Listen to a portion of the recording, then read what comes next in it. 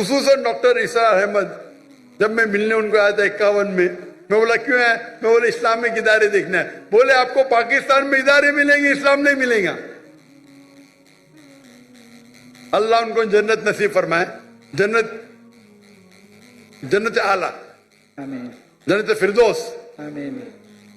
مجھے ایک پاکستانی ابھی کل ملا، بولا ڈاکٹر صاحب جب ڈاکٹر اسرار احمد صاحب زندہ تھے ہمیں ان قدر ہی نہیں کی، ابھی مرنے کے انتقال ہونے کے بعد ہم سنتے تو جو انہیں 20 سال پہلے کہا وہ ابھی صحیح آ رہا ہے. پاکستان کے بارے میں تو چھوڑو، ہندوستان کے بارے میں ڈاکٹر اسرار احمد کہتے تھے بی جے پی 2 سیٹ ہے وہ ہندوستان کو رول کریں گے. کیا کون سوچ بھی نہیں سکتا تھا خواب میں. یہ ڈاکٹر اسرار احمد صاحب کی دور اندیشی ہے، فار سائٹڈنس. جب بی جے پی کی 2 سیٹ تھے اس ٹائم کہا کہ بی جے پی ہندوستان کو رول کریں گی. ان کو ہسٹری کے اوپر مہارت تھی. تو یہ کہنا کہ کیا علماء ناکامیاب تھے، میں یہ کہوں گا کہ افسوس کی بات ہے ان کو سننے والے نے ان کی عزت نہیں کی. اس وقت میں ہندوستان سے ملنے آیا ڈاکٹر اسرار احمد صاحب کو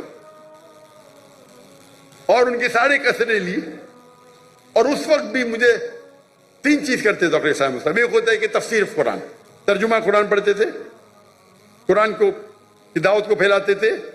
دوسرا اصلاح کرتے تھے، شرک، اقسام شرک،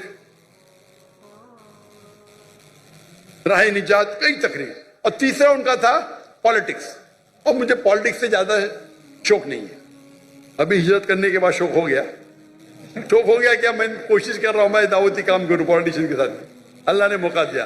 ابھی جب میں سنتا ہوں ڈاکٹر اسرار احمد صاحب کیا کہتے ہیں، اس ٹائم میں ان کے کیسٹ قرآن کے اوپر تھے فوراً سن لیتا تھا.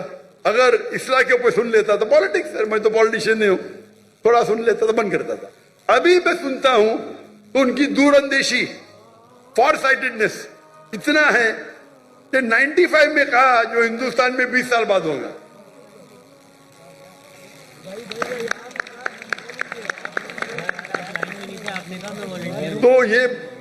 تو یہاں کے علماء ماشاءاللہ جتنے میں نے سنا ماشاءاللہ اچھے ہیں.